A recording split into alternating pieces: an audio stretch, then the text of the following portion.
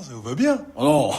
Non, non, non. Mais non, regardez, gilet en cuir, là, sans manches, bracelet à clous, petite casquette de flic village people, un peu. Ah non, j'ai trouvé! José Bové! Vous avez la même tête. C'est très chelou. On dirait un prêtre orthodoxe. Un pop. Ça vous fait rire, moi. Bah, quand même. Parce que je pense au tétra nazi. Ça devait être bizarre pour faire le salut nazi, là, comme ça. Bon, ça y est, vous êtes bien amusés. Enlevez ça. Oh, so feist! Streist!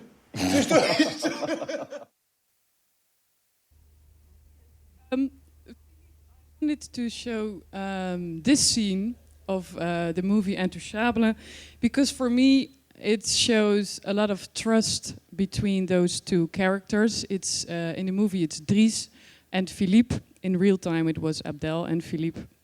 And I was thinking which care provider in this room would dare to do such a thing to a client.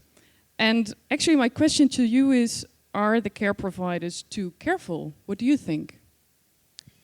Well, first, Anne-Marie, I like your way you say client.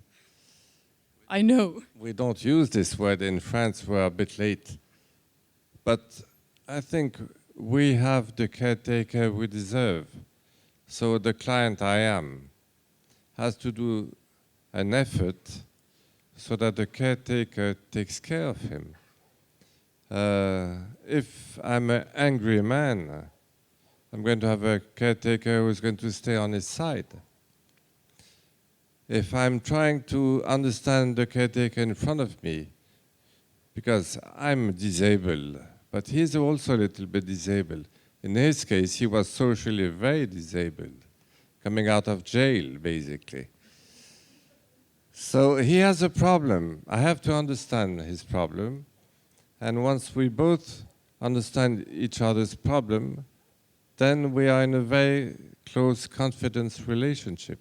That's what happened for those 10 years I spent with Abdel. And you already said that he was pretty something, Abdel. He was wild. Can you tell us some examples of what he did to you, or maybe with you, or together with you? Well, the directors of the movie asked me this, and I said a few things I will never tell. It is not possible. And it's only a 2-hour movie, and we are speaking of 10 years, so I can't tell everything. What I can tell you is that he drove like mad, and he called himself Ayrton Senna, but he had no idea how to handle a car at 200 kilometers an hour, which he did drive with no permit, of course, no driving license for 10 years. So that's one stupid thing I accepted from him. And why did you especially take this wild Abdel? You hired him to take care of you. Why this man? Well, at the time, it doesn't show in the movie, but at the time I was coming out of 2 years of hospital, intensive care and re-education. And he was coming out of nearly 2 years of jail. And my wife was very sick and had a few months left to live. And we were both on our bed in bad shape. I needed a guy crazy enough not to be afraid of the situation. He's not afraid of nothing at all. And very strong, available, and extremely generous.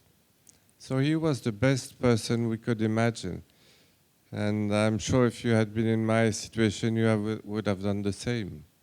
Well, I only have girls who take care of my son. They're really sweet girls. But I was thinking of what Jos said, to improvise a little bit. He said that we should think about ourselves like, why do I take care of my son? Why does this care provider take care of my son? And I had one new care provider, and she asked my son, do you mind if I change your diaper? And for me, that was something completely new because I had never asked him in these last 9 years. So thank you, Jos. I'm thinking about this as a mother, and I'm grateful to my care provider. But anyway, the movie Intouchable is very funny. We showed the scene, everybody's laughing in the room. You just told us that your wife was very sick, you needed someone. And it's not funny at all. You're disabled and you're in pain. And how does it make you feel that people laugh a little bit about your personal fate? Well, I prefer them to laugh than to cry, basically. And you can't cry all your life. Otherwise, if I had cried all my life, or if we have regrets, I would not be here to talk to you. And 10 years after all those events, very difficult to live, of course. With Abdel, who helped me go through, I would not have met my wife, who is here today, Hadija. She's on the front row, but she will not show herself. She's very shy. Hello, Hadija. Hadija. So, good humor, smiling is probably the best remedy to difficult situation. I think you learned much more since the accident. It happened over 20 years ago. Can you tell us something about what you learned? Well, I had time to learn because when you lay on your bed for 2 years in a hospital and when you lay on your bed most of your time, what I discovered first, and for 42 years I had never thought of this, is I discovered silence. For 42 years I had been in the move and in the noise. And if you're moving and noisy, you just forget who you are. So all of a sudden in the silence, I discovered who I was. For the first time I listened to myself.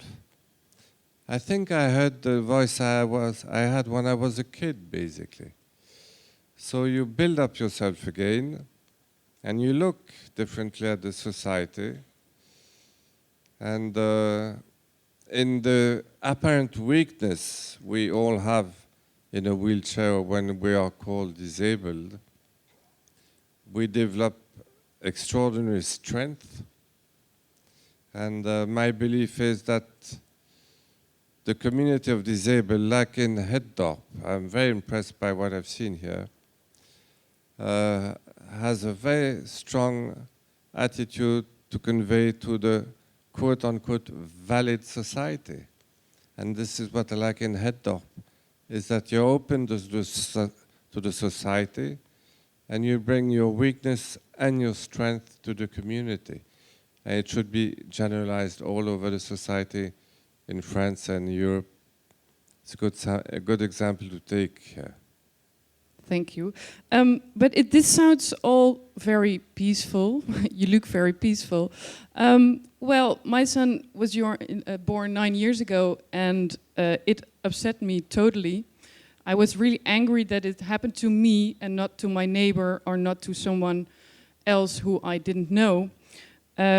Because of his handicap, I feel handicapped. I cannot live the life I wanted to. And still, when he wakes me up at night and I have to help him, I can get upset. Are you ever upset about your fate? Well, personally, no. But I understand why you are upset. It's very difficult for me to get angry because I can't spank my last daughter who is 5 years old. So I keep very peaceful and calm. And I think if I was upset, as I said earlier, I would not be here to talk to you. You have to lay down, lay backwards, you know. On a wheelchair, it's easy to say this. If you lay back, you breathe a little bit, let loose, as someone was saying earlier. Just let loose. And well, that's a good lesson. So maybe it takes me another 10 years and I'll let loose. Well, you just said something about needing each other and being fragile in society. But you also thought that this is important in economics even. You are a businessman. Can you tell us something about that? Oh yeah, if I had to come back in the company, I used to manage a company, champagne company. It was a good stuff. And I know I would do it differently. I discovered, as I said, handicapped people can develop extraordinary strength. Just very simply, someone who doesn't see can listen much better. Someone who doesn't listen can see much better. Someone who doesn't move is much more concentrated on what he's doing.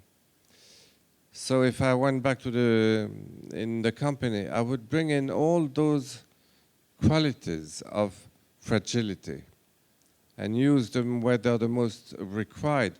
And you will see how creative the team would be, and most importantly, as we are so happy to be part of the community. That's why I like Hetto, because you're part of the community. There would be a team spirit. And what is the most successful company is the one not where everyone is working for himself, but all working in the same direction. So that's the way to do it. So do you think disabled people should have regular jobs in regular companies? Is that your message? It's not my message, it's Head Dorp message. It's the CISA message, but that's the right message. Of course, we need to be involved in the economy and society at our level. But once again, we've seen some extraordinary example earlier today. Those people seem extremely fragile, but when you listen to those guys, how strong they are. So we need to get all this strength together in the society, yes. What was the thing in Het Dorp, you've been there for 2 days, that you'll remember or tell your daughter when you get home tomorrow? No, after 7 days you get home. Well, I will tell her that they live as we live in our house. I mean, it's an open house. It's not closed door.